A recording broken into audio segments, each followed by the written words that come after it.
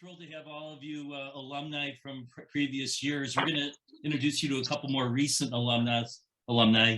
But Chad, it's my pleasure to introduce Chad Thomas, the principal of Sullivan High School, who's going to MC this event. Chad? Hi, everyone. It's so awesome to see your faces and hear the years that you're from. You might want to mute your mics until you're speaking. That'll help us a little bit. We have a great program tonight. I am the proud principal of Sullivan High School for the last 9 years. It's my 9th year. I started in July of 2013. You probably have heard or read some things maybe about Sullivan. It's quite the school these days. It hosts over 40 different languages at our school. It's about 622 students, and it's still a flourishing neighborhood high school that we're very proud of. Also, we have kids from all over the world. Like I said, 40 different languages. We have all the same sports teams that you probably all remember when you were all going to high school, and lots of clubs and activities. And we're producing graduates every year. Last year we graduated 180 seniors. This year we're going to probably graduate about 165 seniors, and about 75% of them go to college, which is something I'm really proud of. And the kids that don't go to college are either working or going to trade schools or into the military. So we're really proud of that number. Sullivan has come a long way in the last 9 years, and I'm proud to call it a leader. I'm not sure if he's on the call yet, but we do have a couple of grads here tonight. One is a graduate from 2020. His name is Randy Young. He plays football at College of DuPage. And Randy, are you on the call? Yes, I'm here. How you doing? He is. So Randy's going to introduce himself briefly and just tell you a little bit about what he's doing and how the Friends of Sullivan helped him out. What can I start? Sorry if you might be a little loud in the background. I'm currently at work. But my name is Randy. I'm a class of 2020. I graduated leaving Sullivan actually with a different type of mindset. Me coming into Sullivan, thought I was just gonna do my work and just get out and just come, just go to school and just call it a day. But actually, they really motivated me to do more in terms of just keep striving for different types of aspects of life in terms of school challenges, football challenges, and most importantly, like life challenges. Friends of Sullivan helped me out drastically, if I'm being honest. Without them, I wouldn't be here in the position I am right now, currently. In terms of the scholarship they provided for me, that scholarship itself helped me drastically. Because without that scholarship, in all honesty, I wouldn't have a place to stay. So I'm very grateful for them for even accepting me. Currently, right now, my goals is to go Division I football. I'm currently at COD, which is a JUCO in Glen Ellen, Illinois. I'm going to be here for another semester, so I'm getting my AA in a year and a half instead of 2 years. So I'm taking extra classes in the summer so I can speed that process up. I already have interest with a couple schools, for example, U of I, Illinois State, Western Michigan, Toledo, and a lot of different divisions and different levels. So that's a very good thing. So yeah, that's all I really have to say is enough. Thank you, Randy. So Randy also won Hey, Chad, can you hear me? It's Jan Schakowsky.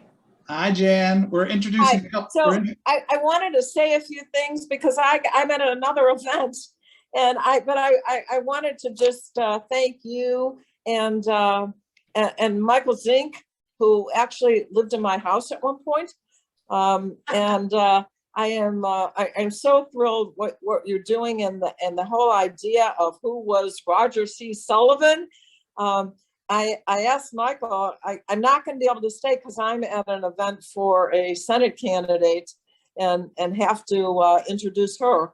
So, but I just wanted to say that, everything you're doing at Sullivan, that my heart is at Sullivan High School, as you know, and I'm so proud of you, students, of the former students that we just heard from, and, that I'm sure this is going to be fabulous. I saw Michael some time ago, and he told me that maybe he'll explain through his wife, who's a relative, that he has all this information about Mr. Sullivan, and so I hope I will be able to see all that information, but not tonight, I'm afraid. So congrats on this event, and thank you, Michael Zink, for pulling it all together and make sure that I get to see either the video or a private presentation about the history. Okay, I'm gonna have to run. Well, thanks, Jan, for joining. Thanks for joining us, Jan. Okay, love you. Bye. Hi, Jan. Love you. Before she jumped on, I just wanted to Randy was a graduate of 2020, and they also won the national championship in junior college football this year. So I wanted to just shout you out, Randy. Congratulations, and keep going for your dreams. Thanks for coming tonight. I know you got to go back to work. Thank you so much. Thank you so much. Thank you for having me. All right, bye-bye. Andy, good to See see you, you. everyone. Good to see you too. We have one more recent graduate, probably the most recent graduate here from the class of 2021. We met her last year when Chad had asked the Friends of Sullivan to host a picnic for the graduating seniors, as they had a rough year last year with COVID. At this event, my girlfriend Cheryl Rosenberg and I met this young woman who's truly amazing, and she proceeded to get awarded a scholarship to help her transition to her new college. She's an immigrant from Nigeria, and it's my great pleasure to not only introduce you by your first name, but I'm going to try to get her last name correct. Victoria Amenjamajani. How was that, Victoria?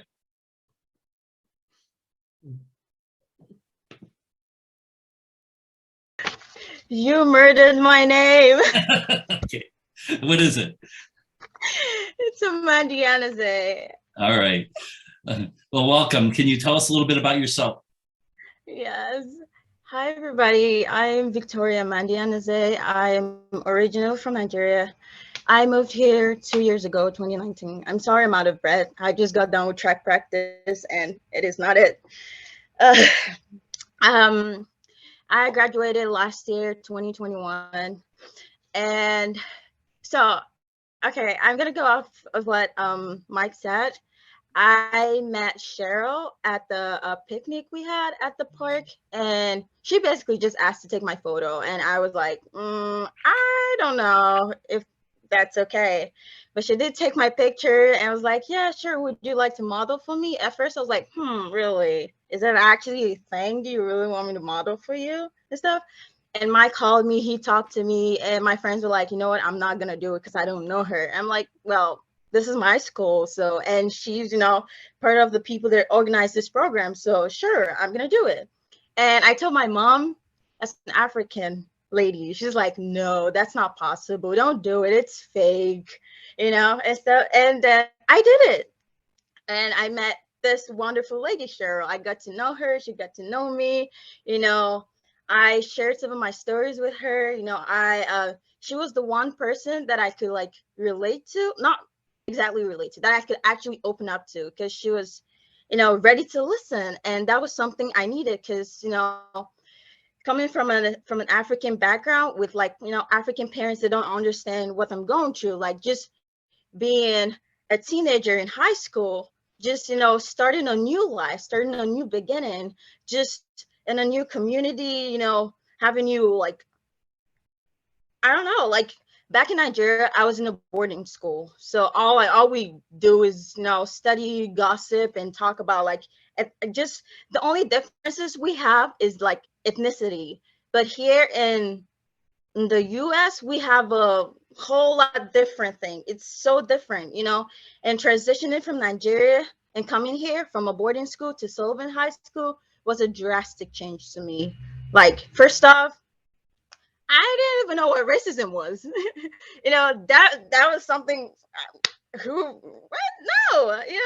and I moved here and people talk about this, people talk about that. I'm like, this is a lot of information. How am I gonna survive here? I was just a junior.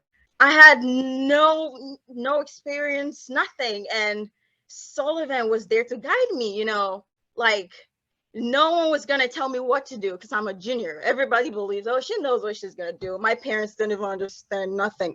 When you ask them a question, they're like, huh? What? No, just do it. Victoria, right now, where are you at school right now?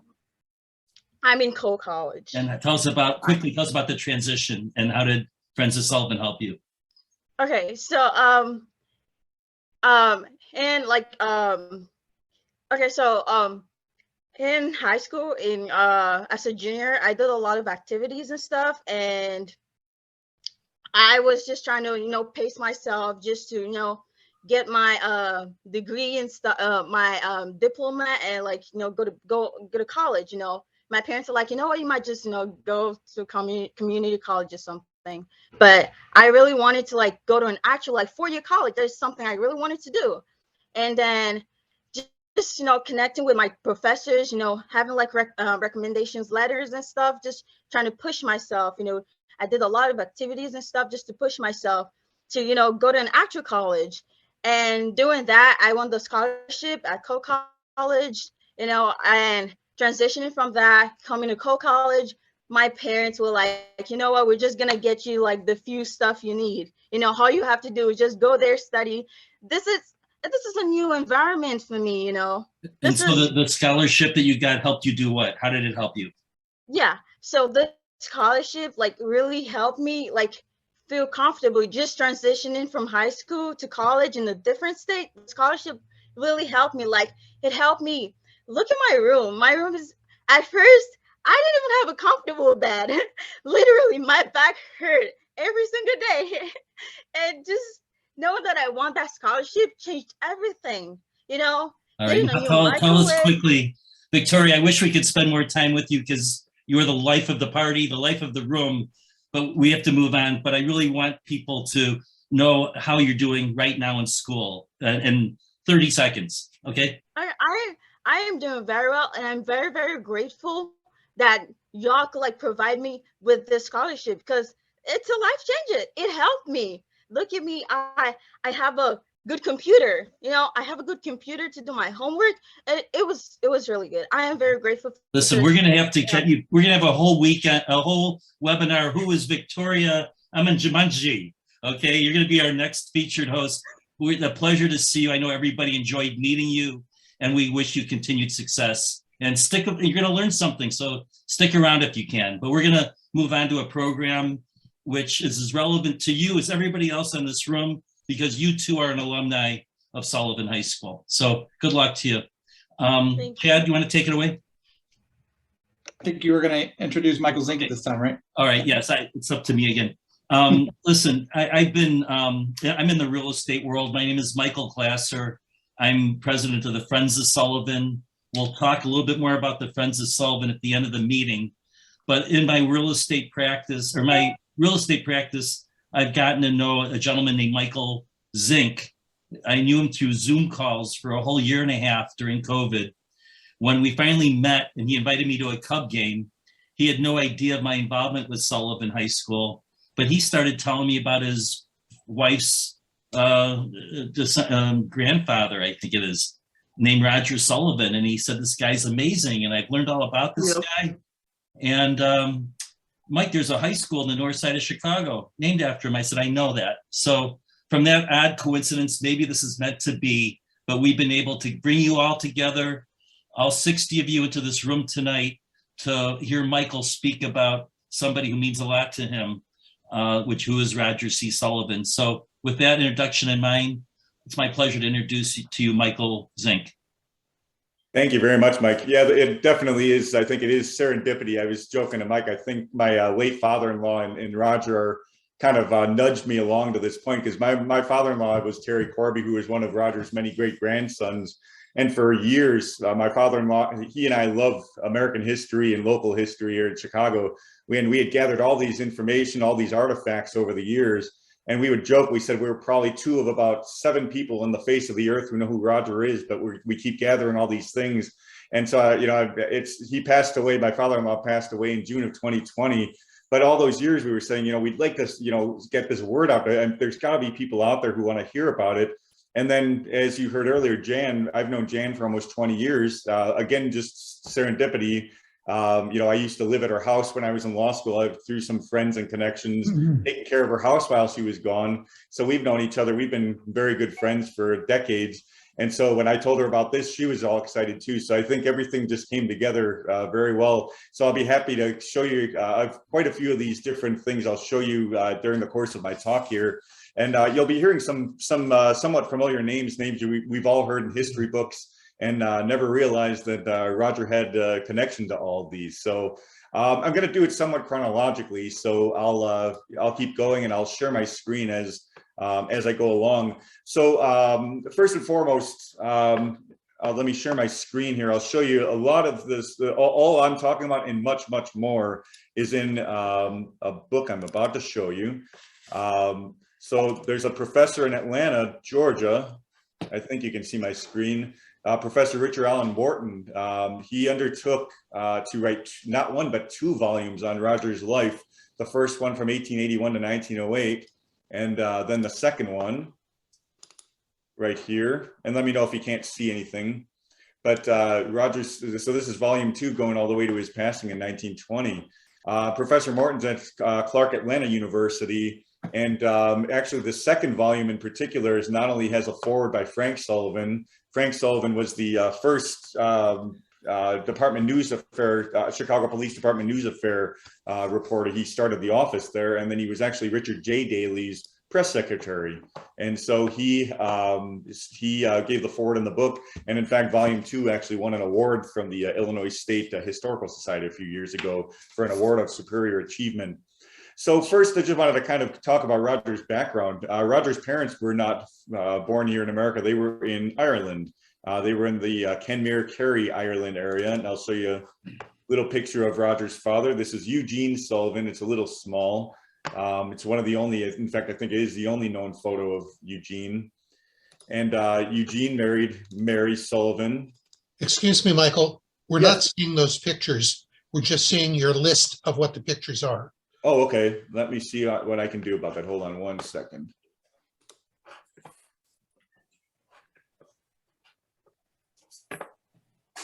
Let me try a different screen share here. Let's see, we're on our Ira. All right, let me try it this way.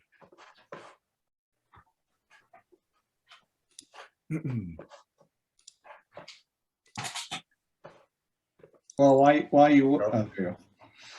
There we go. So that's volume 1 of the book. And I'll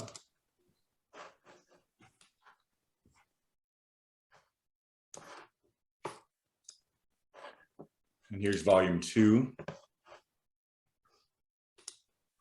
So let me pull up. Apparently, I'm just going to have to pull up each picture one at a time here on the screen share, which is actually pretty easy. So this is a picture of Eugene Sullivan.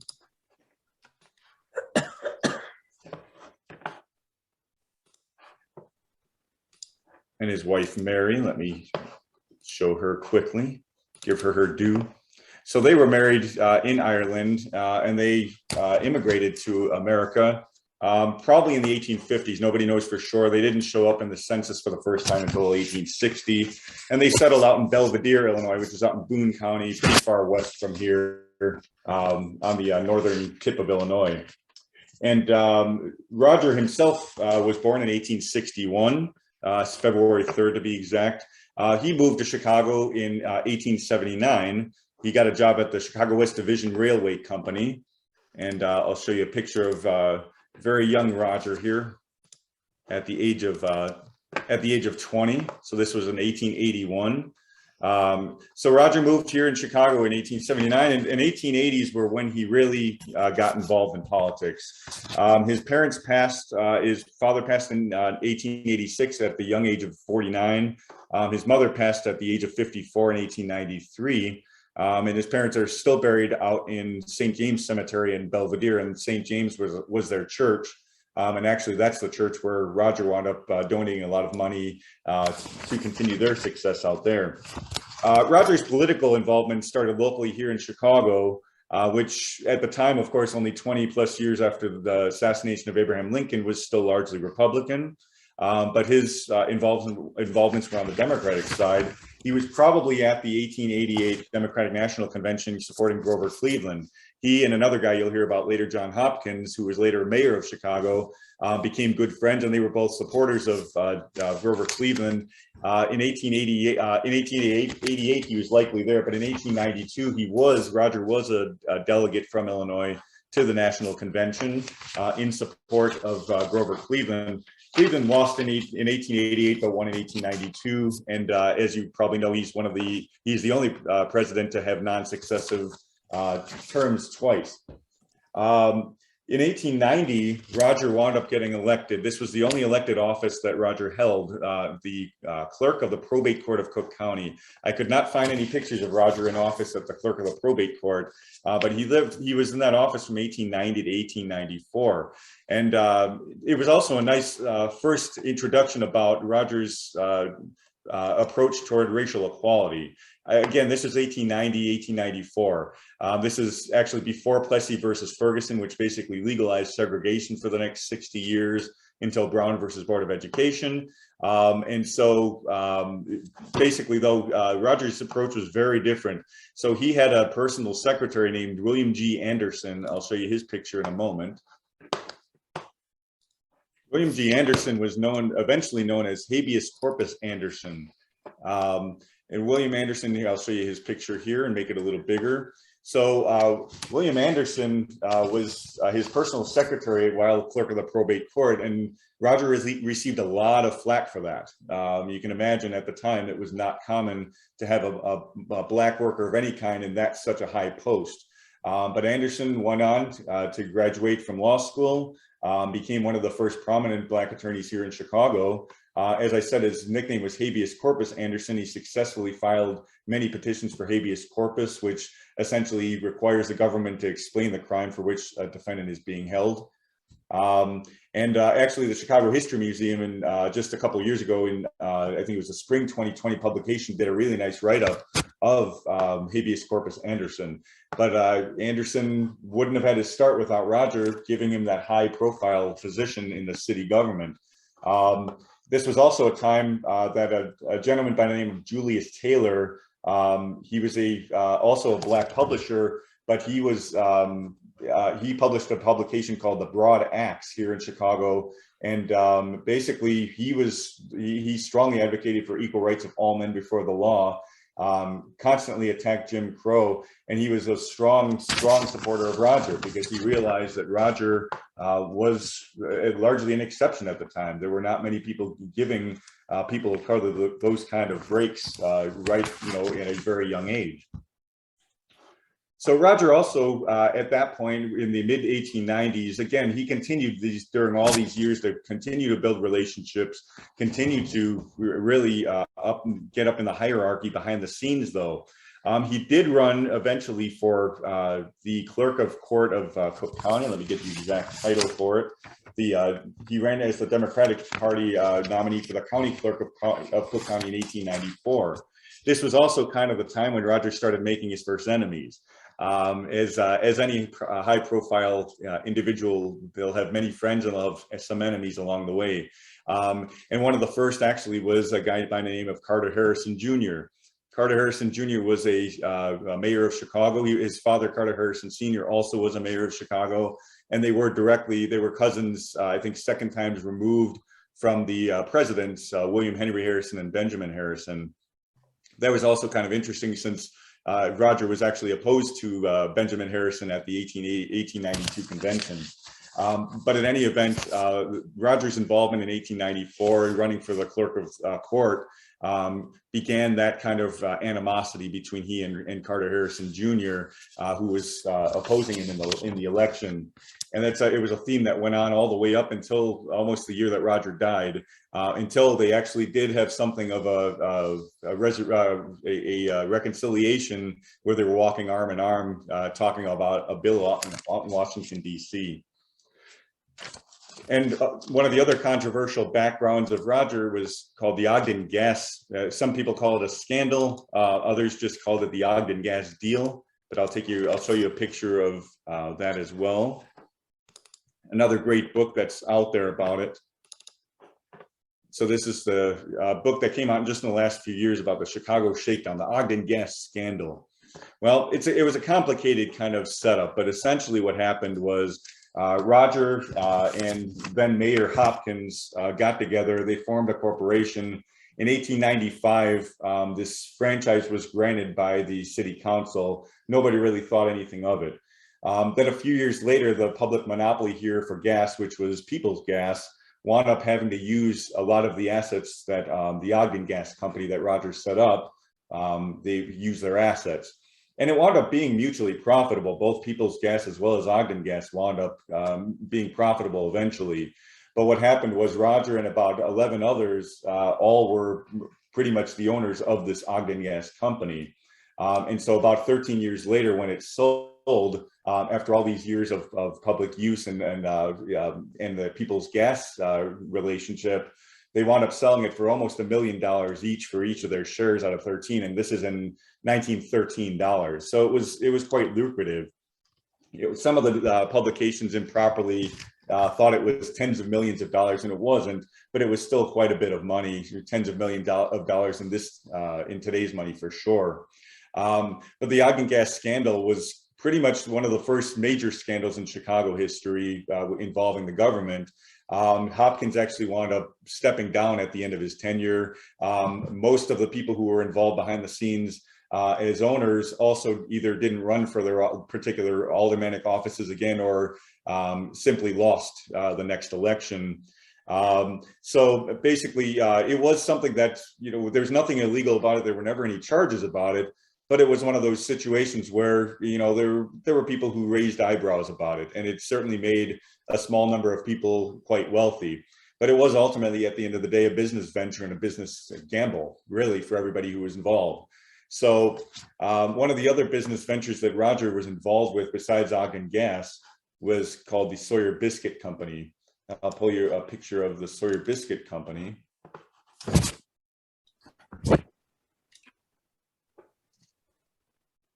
So this is one of the crates that they used to carry him around. You still see him online every so often. People like to see the old pictures.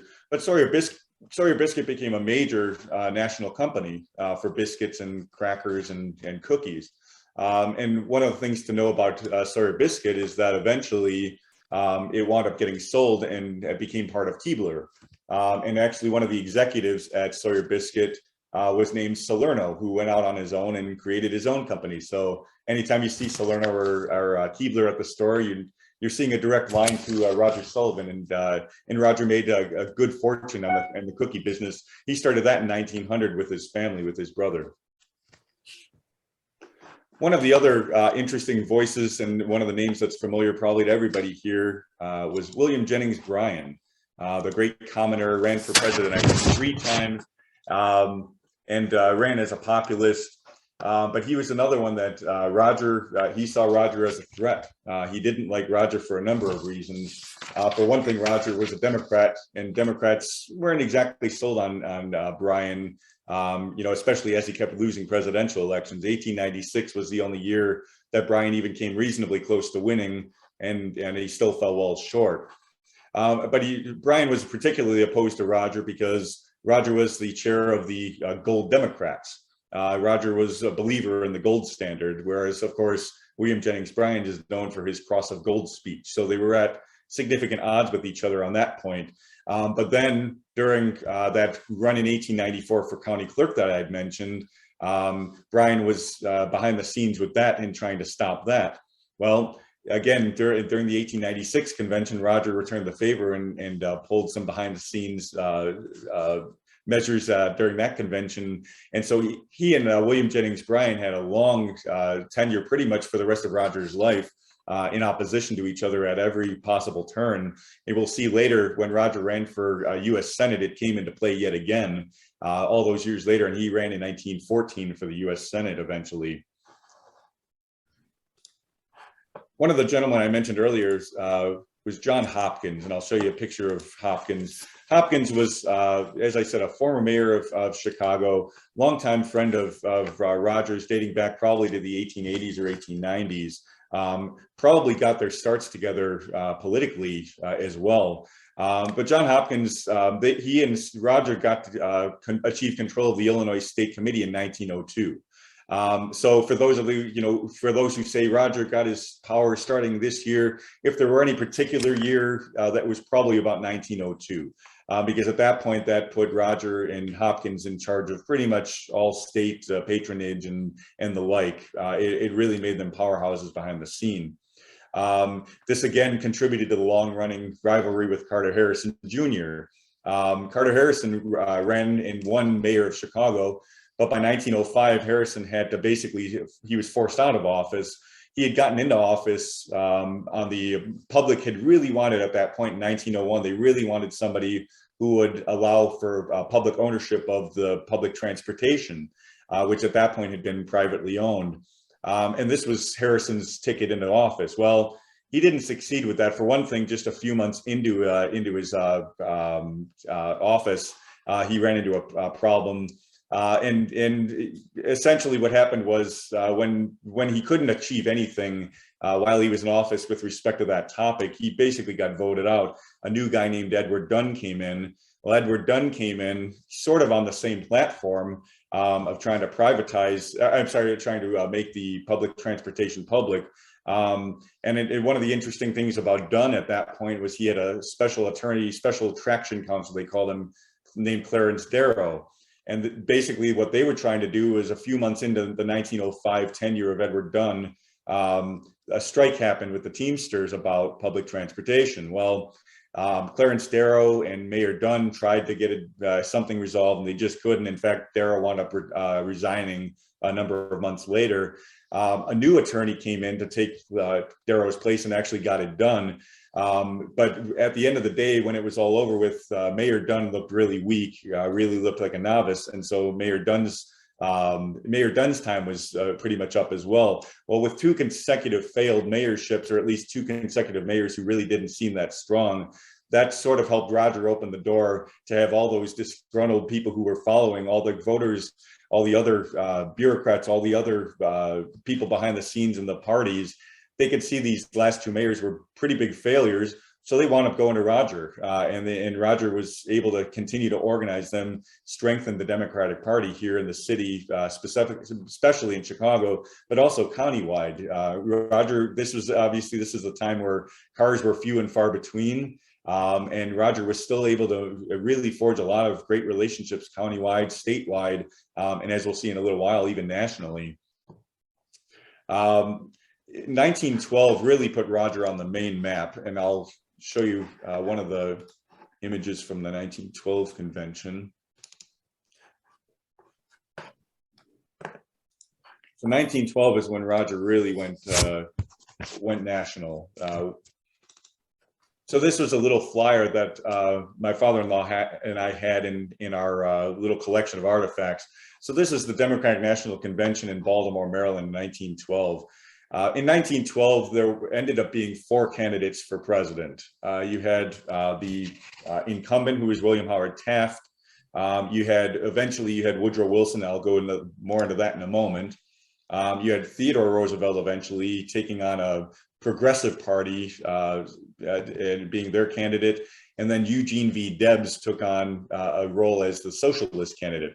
And there's actually a great book called Four Hats in the Ring by Lewis Gold that talks about the 1912 convention.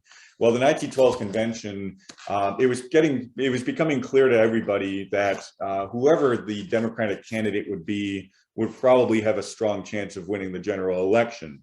The reason that was the case is because Taft, as the incumbent, had basically ridden Theodore Roosevelt's coattails into office in 1908. Theodore Roosevelt went and did his own thing for a number of years, and then I don't know if he seemed to have gotten an itch to run again. Well, when Theodore Roosevelt approached Taft to sort of step aside and let him run again, of course, Taft told him absolutely not. And Roosevelt was incensed and essentially started his own party campaign for the Progressive Party. In fact, their convention that year was here in Chicago. But so that what automatically was going to split the party, because Roosevelt was still very popular. or at the very least, he would shave off a lot of votes that Taft would have gotten pretty easily as the incumbent. And so it became clear that this Democratic convention was going to be very important. Going into the national convention, the guy who was among everybody believed to be the front runner was a guy named Champ Clark from Missouri. Champ Clark seemed to have all the votes. He seemed to have all the support. But as you know, back then, conventions were not foregone conclusions as they are now. They were not coronations. They were actually took a lot of cajoling and negotiating, a lot of horse trading behind the scenes. And so the convention in 1912 also saw William Jennings Bryan again try to come back to the forefront. And why? Because Bryan could see that the winner of this convention in the Democratic Party was probably going to be president. And so what Bryan tried to do was deadlock the convention through various procedural maneuvers. Well, Roger got involved, and Roger basically countered him and checkmated William Jennings Bryan, and William Jennings Bryan basically was out of the picture. So this round went to Roger against Bryan. And so now that Bryan was out of the picture, the question was it going to be Champ Clark or any of these other candidates that were out there? Well, of course, Woodrow Wilson was one of the candidates, not necessarily a fringe candidate. He was a professor, I believe, in Princeton out east. And started to get pretty well known among the party.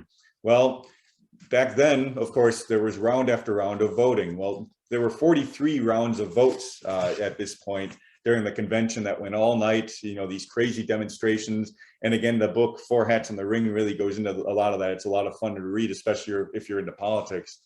But the bottom line is then Roger had already sort of, but not entirely, devoted the Illinois delegation to Champ Clark.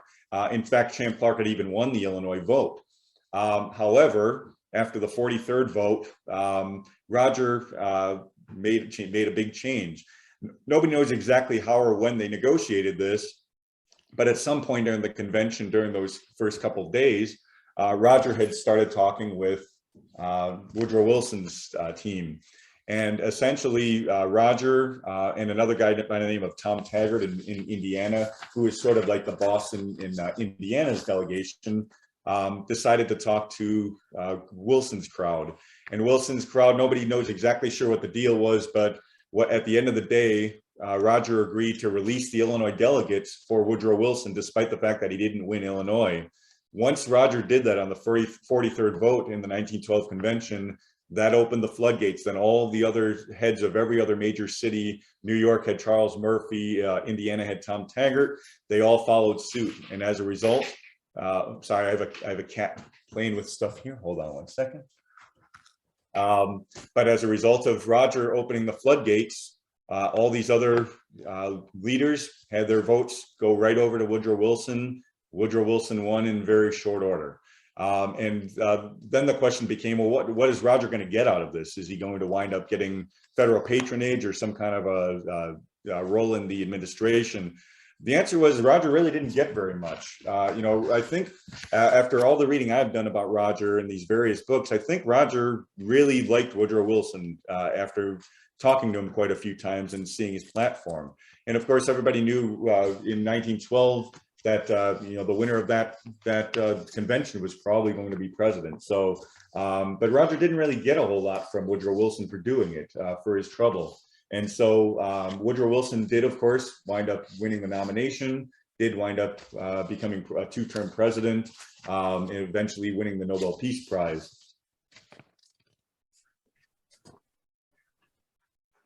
At this point, Roger was a national figure because of what he did in the 1912 convention. And so there were some rumblings about Roger potentially running for vice president in 1916 when Woodrow Wilson ran again. I'll show you a quick little trinket of Roger as a vice presidential candidate. This is a button, a political button of Roger for vice president in 1916. That was more of a local push more than anything else. It didn't really get much national traction, and Marshall wound up staying as vice president in 1916. However, Roger did see that there were some opportunities. And so in 1914, Roger ran for U.S. Senate from Illinois. 1914 was a big year. I'll show you one of the items about Roger's run for the U.S. Senate here.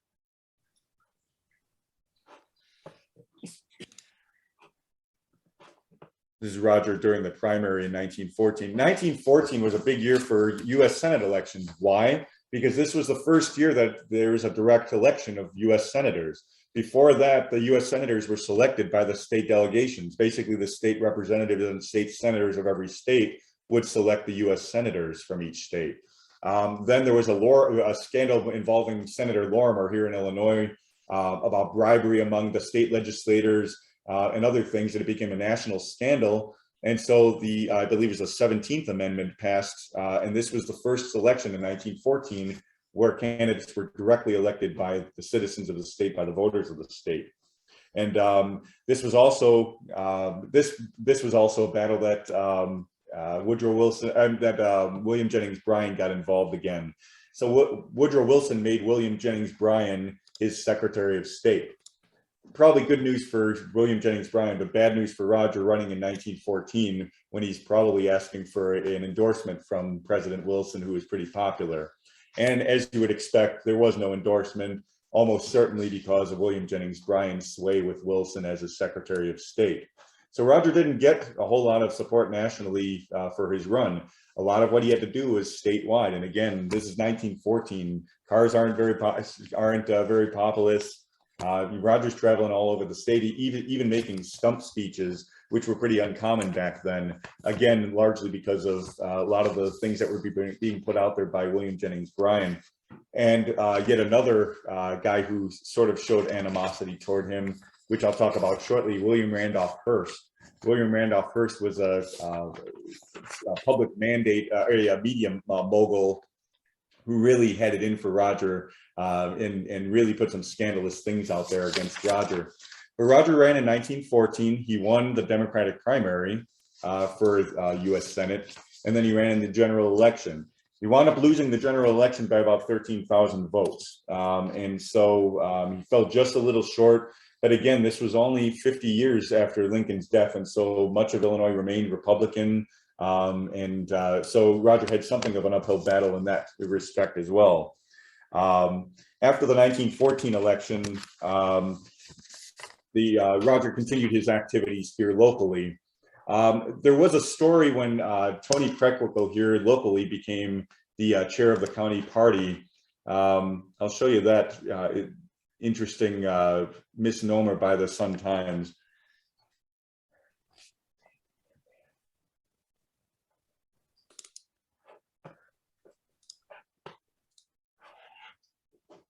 So when Tony Preckwinkle ran and eventually became the chair of the county party about 4 years ago, the Sun-Times ran this picture of all the past chairs. And here up in the top left, very first picture is Roger. And the Sun-Times and so many others have said over the years he was the first chair of the county Democratic Party. He wasn't. He was never chair of the county Democratic Party. In fact, he wasn't really even interested in that back then. What he was, though, was Roger really got everybody together. He really organized people countywide, citywide. And so there was an understanding really from 1902 forward that Roger was the head of the Democratic Party, whether it be the state, the county, the city. He was in charge. And so I think that's probably where the misnomer comes from. As Professor Morton says in one of his books, Roger was sort of the iron fist in the velvet glove. He really did things behind the scenes. He was not a guy that was front and center. Interesting story in 1915 was that Roger actually got back at Carter Harrison Jr. He supported Harrison's opponent, Schweitzer, for mayor, and Schweitzer actually beat Harrison in the primary. Now, the interesting thing about this in 1915 is that 150,000 women registered to vote here in Illinois. And people say, well, how is that possible? Because, women's vote wasn't allowed until 1920. In Illinois, in 1913, our state legislature passed a law allowing women to vote in local elections. There was still a seriously unjust portion of it because women still could only vote as it tied to their husband's citizenship by law and under the federal law. So there were still restrictions, but Illinois was 7 years ahead of the curve in terms of suffrage. Roger was very much in favor of suffrage. Roger had 4 daughters and a son, And his daughters and his wife were very influential on his thoughts. And Roger was very much in favor of suffrage years before it became the famous thing to do. In 1918, after Rogers lost in the 1914 election and after his futile attempt to become vice president in 1916, Roger then became president of the Great Lakes Dredge and Dock Company. Essentially, they, according to their website, they maintain the waterways, channels, create beaches, excavate harbors, things like that. And so he held that post for a couple of years. Then in January 1920, Roger announced his retirement. He was only 59 years old, or about to be 59 years old, but he really had achieved just about everything you could possibly achieve in public service, albeit behind the scenes.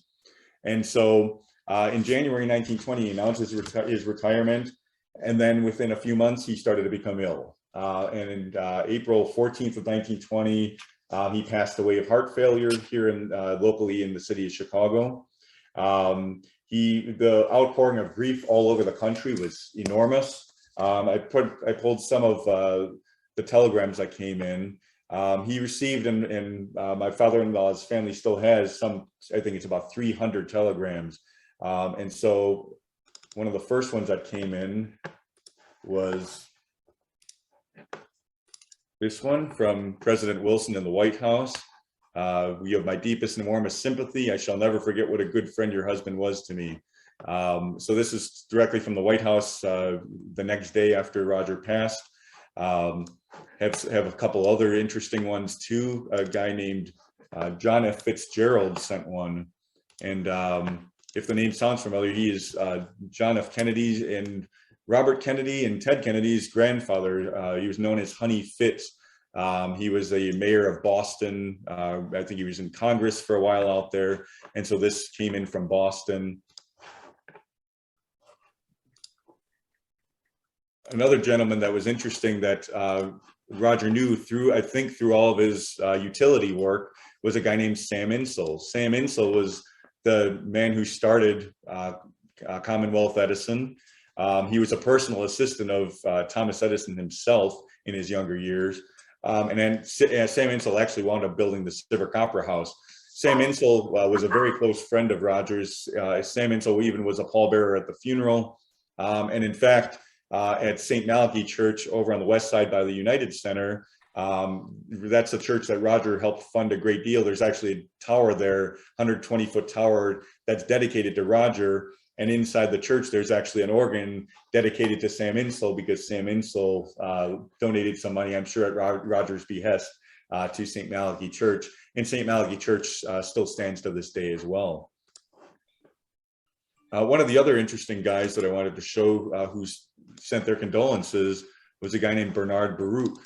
Bernard Baruch, eventually, this was in 1920, but eventually Bernard Baruch became quite a power broker. He became a direct confidant of Woodrow Wilson. He advised him during the Paris Peace Conference. He actually became a very close advisor of Franklin Roosevelt during World War II. And Baruch actually represented America. He was America's representative at the United Nations Atomic Energy Commission after World War II in terms of determining how the world was going to use nuclear weapons. So Bernard Baruch in his younger years was also a friend of Roger's. And one of the things I wanted to show too, hopefully I can get this on the screen. There's actually a two-minute footage of Roger's actual funeral that my father-in-law was able to get some years ago from what was then known as the Chicago Historical Society. Let me see if I can share that for you.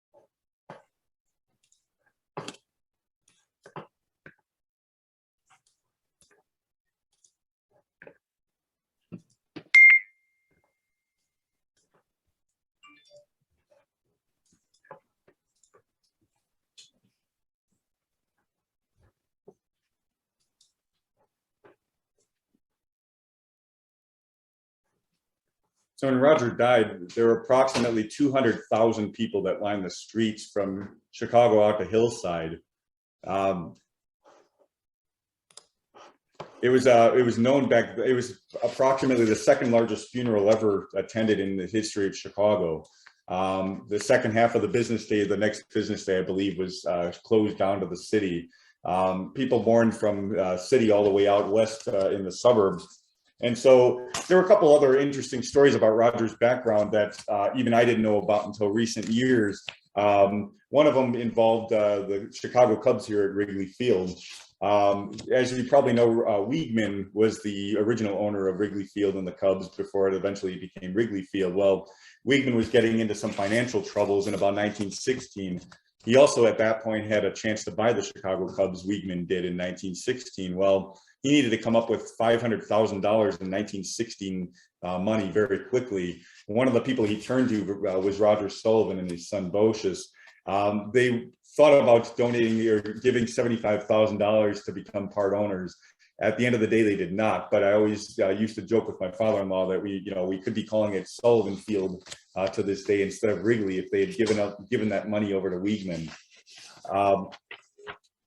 For those of you who may have any involvement down in Champaign-Urbana, the radio station WILL down there was actually donated in 1926. It was opened as WILL, and it was known as the Roger C Sullivan Memorial Station. After Roger's death in 1926, his son donated a substantial amount of money to build the building in which the radio station was held. And so for about 16 years, it was known as the Roger Sullivan Station. And then, as I mentioned earlier, St. Malachi Church on the west side by the United Center has a 120-foot bell tower donated in Roger's name. And then, of course, we have Sullivan High School to this day. And with respect to Sullivan High School, it was then known as Roger Sullivan Junior High School. It was dedicated in November 16th, 1928. And Sam Insel, who I mentioned earlier, actually came and delivered the keynote at the dedication in memory of Roger. And so Roger's effects over the years, as you can tell, they may have been slightly watered down, but they were pretty important. And he had an indelible mark here in the city of Chicago for many, many years. And the name Roger Sullivan hopefully will continue to ring true and loud for many years to come. Did anybody have any questions? Anything? Thank you so much, Michael. I think we're going to open it up to Q&A right now, right? You're going to get tested? Yeah. If you open up your emails, I've sent all of you a quiz. Do we know how it was decided that the high school would be named after Roger?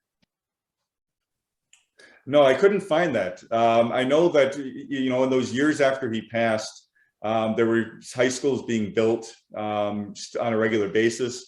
And Roger's name was, like I said, he was very, very popular among his peers.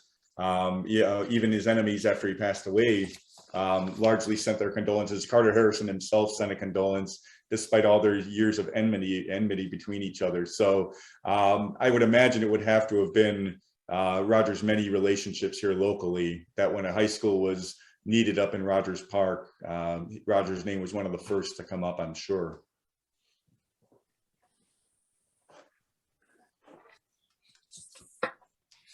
Well, Michael, thank you so much. Probably an historical event here for us to commemorate the person for whom the school is named after. Chad, do you have any final comments? Well, I wanted to say thanks for everyone for joining us. We're looking to continue doing more stuff like this in the future. And I know I see a lot of traffic in the chat there that you all seem to be wanting to connect with each other quite a bit. We have had recently a $25 million renovation at the school, which is been awesome. The district has reinvested in the school, and it looks more beautiful than ever. We've really tried to maintain the natural architecture of the school, but really renovated and innovated classroom spaces. Got 4 new science labs in the school. We have a full fitness center, weight room. I recently redid the main gym in the school. We're hopefully going to cut the ribbon on that real soon as well. Put a new floor in there that has a Chicago skyline on it. And we named the gym after Jan Schakowsky, actually. It's the Jan Schakowsky Gymnasium. So we're excited to ribbon cut that. We also have a full, thanks to the Roger Park Builders Group, we have a full kitchen classroom. So students with special needs are learning life skills like cooking and cleaning and things like that, so they can work in restaurants and hotels. So we've done a lot of great renovations in the school, and the district has kicked in with $25 million to give us a new roof. We have all new white floors. All the floors are white. If you can remember being in Sullivan when you were younger, probably the hallways were quite dim and dark.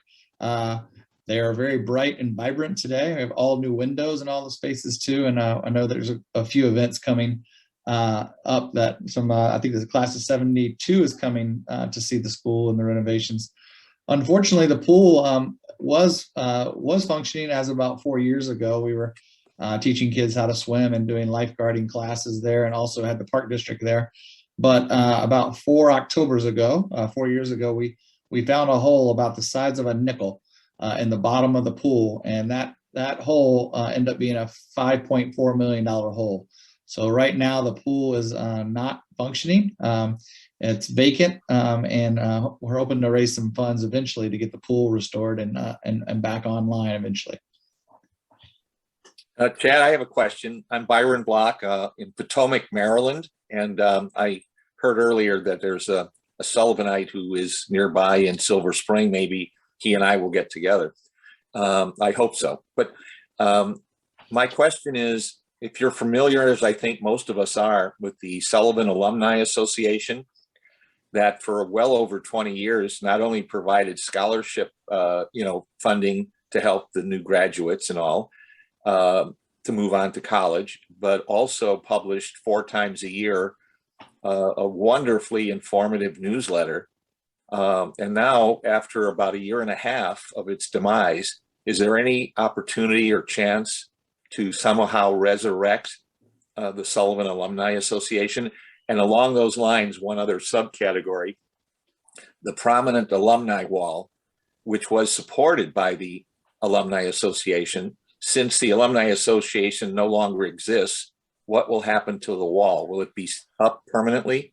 Yeah, well, I'll answer both your questions. The first question is, the prominent alumni wall is still up. It's in the main atrium area to the left as you go in that middle hallway. So it is firmly there. On the right-hand side, we've actually put the graduates, the senior class each year. So you can kind of see the prominent alumni and the senior graduates in their cap and gown. So that's great. And then, I know that Dick Hurwitz was highly involved at the school when I first started there. And, after the Alumni Association sort of closed, the Friends of Sullivan, thanks to Mike Glasser and the board, really has picked up kind of where they left off. And we've actually been meeting recently and trying to think of Friends of Sullivan Alumni Committee, sort of a subcommittee to continue some of that work. And I think we're starting to get some interest, and sounds like you are, wanting some of those old sort of things to kind of come back, the centennial and getting this communication back together. So we're trying to figure out what that looks like for a Friends of Sullivan Alumni Subcommittee. Mike, did you want to mention anything there? There's some tremendous energy and interest for us to maintain an alumni presence. I'm a resident of Rogers Park. I'm an Oak Park River Forest graduate, but in lieu of because of Chad's energy and tremendous accomplishments, he's pulled me in. And in fact, I'm now wearing a Sullivan hat. But the Friends of Sullivan was created to offer support to Chad and to the school. We've done a number of things over the last 6 years, everything from doing an annual Thanksgiving celebration for the refugee students. It's an amazing experience to see the refugees share with us those things for which they are thankful for in our new country. Chad, we have how many new Afghan refugee students now? Yeah, we've enrolled 40 Afghan families in the last 2 months. we'll soon probably do that with the Ukrainian families, probably in the next 6 to 8 months as well.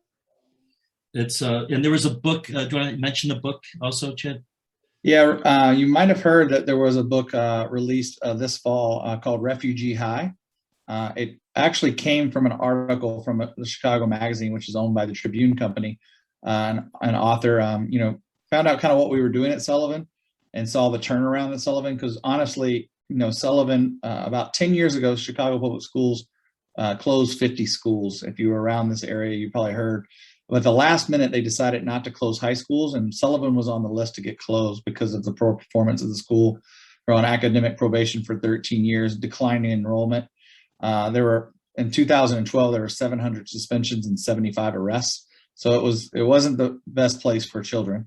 At the last minute, Chicago Public Schools decided not to close high schools because they couldn't figure out the gang lines. So Sullivan was sort of stayed, and I got a chance to take over and lead the school. And Chicago Magazine read an article about the work that we had done at Sullivan, turned it around in 2016. That author got a book deal, and then she followed us around in the 2016, 2017 school year. From the day one to the end of the day, she was there almost every day. And if you get a chance, it's called Refugee High. And it's a great book that just sort of chronicles the life of Sullivan High School and the current times we're in. And all the different students and their stories, and a little bit of my personal life and one of the teachers' personal lives too. It's got a lot of great praise. The Washington Post did a great article about it as well. So we're very excited about that as well. So, we have your email addresses, and we would love to stay in touch with you all. If any of you want to step forward, and, I don't think we're going to be in a position to publish a hard copy of a Sentinel, but we certainly have this wonderful medium called the internet we could use, and we just need we need you guys to step forward if you want to help keep news about alumni out there and circulated. We've successfully gotten some names tonight. We're also in the process of creating a 3D Zoom tour that I hope will be completed this spring, that we'll be able to launch out, where you can literally, from wherever you're sitting, I guess some of you are in Maryland, some of you are in North Dakota, wherever you may be sitting, you'll be able to actually take a 3D Zoom tour of the school and kind of walk around the school via your computer, which I think will be really cool. So I have 2 requests. We apparently had a number of yearbooks that were when we did a renovation of the library a few years ago, yearbooks were being stored in the basement, elevated by at least 3 feet off the ground in case there was a flood. Unfortunately, nobody anticipated a broken pipe above the books. So our collection of Sullivan Navalises, that they call, are gone. And we'd love to reach out to all of you who might have an extra yearbook to donate back to the school. So that's one request that's out there. And the other request, or a kernel of thought for you to digest, is financial support. And I'm not going to lay it down heavy. This is not a fundraising event tonight, but I would love for you all to consider the students you met earlier tonight. We received a very generous gift last year from one of your colleagues, and we have a wonderful committee, the Sullivan Committee, with Rick from the class of 62. Rick, is that right, Rick Whalen? Yes. And Ed, also from your class. It seems like on 62, 72, the 2s are good years, but we have a real momentum with the alumni group, and we would love to see the alumni of the school continue to offer support to graduating seniors on the one hand, alternatively, or in addition, to help support the types of things that the Friends of Sullivan is doing, oftentimes in consultation with the principal, to bring the soul, bring the energy, support for the arts, support for athletics. We need some funds to create a counseling suite. Much of that money is raised. We need that extra money. So I can promise you that any funds that would ever be donated to the Friends of Sullivan we'll see a high 90% of that amount is going to go directly to supporting the school and the children. So we have your emails. We promise we won't bombard you, but from time to time, if you see an email from us, or if you'd like to get involved, if you have ideas, if you just want a reunion that you want some help on, we're an open book. We'd love to dialogue with you. I'd like to welcome Dr. Merrill Cook, who's on the Friends of Sullivan board, who's here tonight. Chuck Rosenberg from the class of 72, who's here tonight. I don't believe Dorothy Gregory, the other board member, who've been really working hard serving this board for the last few years. And of course, our new alumni committee with Rick and Ed. And then of course, Coach Mike Poles has some ideas for what we can be doing in the fall in terms of reunion. So with the improvements done at the school, with this incredible group of immigrants and refugees that make up roughly 50% of the students, any of you interested, we'll send you the video of the Thanksgiving celebrations. These are remarkable young people like Victoria, remarkable with wonderful futures. And it's exciting because I know that Sullivan supported refugees only, a generation ago. There's a tape recording up there too, for anybody who wants to review this wonderful meeting today. So one of the reasons that we've wanted to form the Friends of Sullivan too is I'm restricted by, as you know, federal and state funds and how they flow into the school, and there's lots of red tape around them. And so the Friends of Sullivan really can use funds a little bit differently than I can use, and there's less federal and state guidelines to use those funds. So their funding really helps us support things that we typically can't support at the school. Even the simple thing of like a $1,000 scholarship. I can't give out $1,000 scholarships to kids with school funds, but the Friends of Sullivan, since they're a non-for-profit, can, things like that. Even capital improvements from time to time are things that I typically don't have the funds to do or pull off. So again, those funds are, even at one point, CPS told principals they couldn't buy food for events. So we were using Friends of Sullivan funds to buy food for events. So I appreciate that. We will definitely would be in touch. And the graduation ceremony last year, Chad, what about that? Yeah. I mean, even we had to move, because of COVID, we had to move our graduation from Loyola's Munderland Hall to outside. We ended up doing it at Lane Stadium Field. We couldn't find a vendor that had a stage and had all the equipment that we needed to have the graduation on the field for the parents and the kids. So the Friends of Sullivan sponsored that whole event, and allowed us to have that graduation. Otherwise, we wouldn't have been able to have the graduation. Because I'd be remiss also if I didn't acknowledge somebody else very important, and that's my good friend Walt Kennedy, who's taken on the task of putting this event together, all the behind the scenes stuff electronically with the postcard and the printing and the postage and the setting up the whole gizmo, everything that happened, the registration, a tremendous amount of effort and time. Walt, can you just say hello and acknowledge your Hi, and thanks. It's I'm glad to help any way I can. Well, Walt's just a Rogers Park resident who loves the community. He personally has been involved in the transition of the library into a global center. Walt spent days working on the bookshelves and just doing that quiet stuff that makes a project successful, and your dedication to the school is just so much appreciated, and thank you. Thank you. All right, everybody stay in touch with us. Let's keep the party going.